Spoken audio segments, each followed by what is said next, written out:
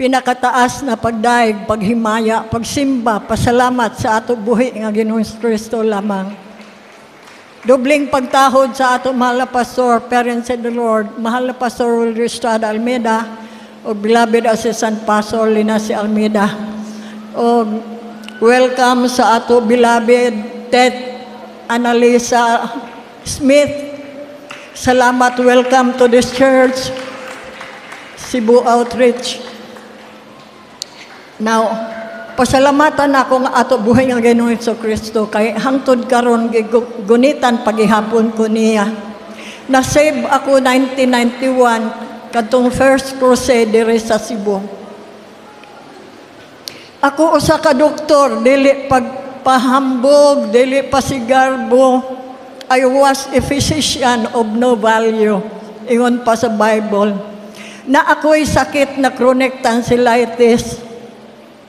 Permi lang ko mag-inom og antibiotics pero di gyud matangtang, magbalik-balik. Maayo siya after 2 weeks, balik naman. Now, nakabasa ako sa imbitasyon sa Jesus Miracle Crusade. Nakadikit sa neighborhood namo sa Bongbong. Nabasa na ako na nabamoy cancer, mga ayo ang sakit.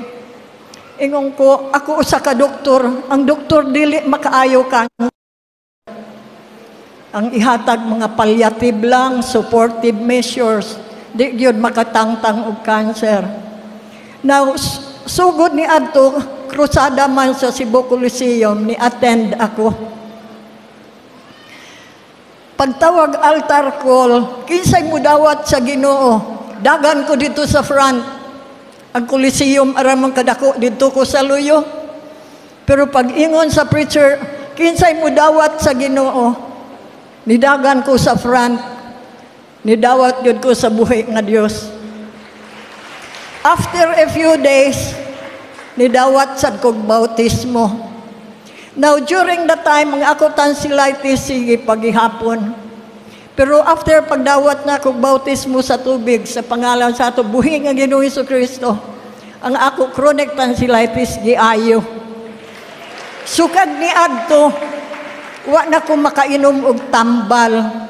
Ingon ko ni adinhi ang tinuod na Dios nga gialagaran. Salamat sa Ginoo sa ato parents in the Lord. Nakaplagan ko ang tibuok kamatuoran. Nakaplagan na ko ang kaluwasan. Ako gamay pa ko grade 1. Ang ako teacher, pero may mag-istorya about heaven. Na ako pa ko'y buot, pero may kumuingon, ay muadto ko ana nga lugar, muadto ako anang heaven, na ako ingnon ang teacher. Now, karon na 1991, wala ako damha nga ang Ginoo nagapili di ay kanako. Gipakaplag ko aning kaluwasan kaning ato pag-adtog langit tinuod yan para langit ni. Mo na dako na ako nga pasalamat sa buhi nga Ginoong Hesukristo. Now sukad ni adto ako usa man ko ka doktor. Magsuroy-suroy na ko sa ward sa hospital. Daghan kaayo masakiton. Na ako dili lang ko magsalig sa ako kaalam kay wala namang mag-inom og tambal. So manawag na sila nako muingon ampuin ni ako anak. So muampo lang ko nila di jud ko mo balibad kay magguilty ko na magbalibad ta sa masakiton. So abi mo kana sa hospital daghang kayo mga masakiton klase-klase. Dayo ba na mga tao mutawag na ako, biampuin ragod ni ako anak. Ako katuligo ako, wa ko kahibaw na ampuan diay ang masakiton maayo. Katuliko akong dako, purti ka religious. Pero wa ko kay now, karon ako lang pag-ampuan. Now, sige-sige na to sa ospital, daghan naman nawag. Ang mga doktor sab at the same time masuko. Ang samok-samok kuno ko sa ospital. Kay usahay ang doktor makadungog na ato Jesus Miracle Crusade, wa na mo'y inom-inom tambal. Sumasuko gyud sila. Now, ang ako mga experience sa kanang mga masakiton na ampuan, ngoy ako ihayag karon. Naiusa ka lalaki, teenager, tagalete, napusilan, karon ang bala na sa iya dughan. Naghulat siya maabrehan, maoperahan. Na ang operating room always busy every day. Naagyo na sila pang operahanan. So while waiting, kato na bata ako naampuan. Abi mo 2 days after, nibalik ko sa ospital, gitawag ko. Unya ako na ko kahinumdum sa nawong adto giampuan na bata. Ingon siya, ang bala naa sa iya dughan ni gawas na.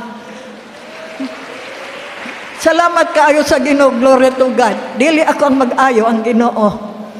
Now, naana sa babae nga, dako kayong tiyan, kaingon kog umaanak, term pregnancy tawag, anak, umaanak na. Now, pag sunod na akong tanaw, di man ni mabdos, ovarian tumor. Ako tanaw ovarian tumor, dako kayong tiyan, niwang kaayo siya. Kato siya nalayhans to siya tagalabangon. Abi mo, Ginoo maghimo milagro, kato iya tiyan na nahiyos. Na normal ang tiyan, unya, karon ang mga doktor, diha na nasugod na, nasuko na. Pagbantay ka mo anang bayhana kay kawatan na. Muna ili panulti dito sa ospital na ako, I don't mind it. Unya, naana sa ilain nga kanang nagkuma, kaning pasyente na magkuma, wa na siya panimuot, pero maginhawa pa siya. Kusion ni mo, dili na siya mo feel og sakit. Mga 2 weeks na tingali to o 3 weeks nagkuma. Niingon ang mga doktor, pagtawag na mo mga pare, kay para ampuan na siya, tagaan og last sacraments, katoliko man yun to. Pero kadtong nagkuma, abi mo na ampuan to, mga, dili diha dayon ang kumatos patient nagmata, wala na ko diha. Abi mo kadtong nagkuma, naayog yun to siya, na-discharge sa hospital. Unya, naapay usa ka babae na congestive heart failure. Muagi kag hospital, makaagi kag naay nagtinga nga pasyente. Magilti ko ako biyaan. Ako'y manghagad, magampo ta. Bahala nang Ginoo mag-ayo nimo or not. Bahala na. Sige, magampo lang ta. Abi mo kadong congestive heart failure. Hubag na nagkasing-kasing ang congestive heart failure. Dili na namuhiyo sa doktor. Pero ang ato gamahanan na doktor, ang Ginoo makapahiyos atong hubag na kasing-kasing. Unya, naapaylain, kaning usa ka elderly woman, dala-dala og bata. Kaning bata buktot. Naakuha ko'y pagtuos na kanang buktot, tuliron, pinagi sa pagampo. Ingon ko, ako lang siya giimbitar si katong lola. Panimba mo sa Jesus Miracle Crusade. Bahala na ang Ginoo mag-ayo sa imo bata. Karon ang buktot giayo sa Ginoo. Salamat sa atong Ginoo Jesucristo. Now, during that time, 1991, sige magkrusada. Uban-uban ko sa krusada. Nakaabot ko Santander. Dito Santander, na, sa waiting shed, na yung mga brothers diha nag-standby. O niya, mga tag leaflets, mga imbitar, tambong sa krusada. Now, usa ka brother niingon ako, paghulat dire, nahulat lang ko. Wa ko kahibawong, basta gipahulat ko. Pagbalik niya, nagdala siya, usa ka dalagita nga amang deaf mute. Kadto nga dalagita, naampuan sa to.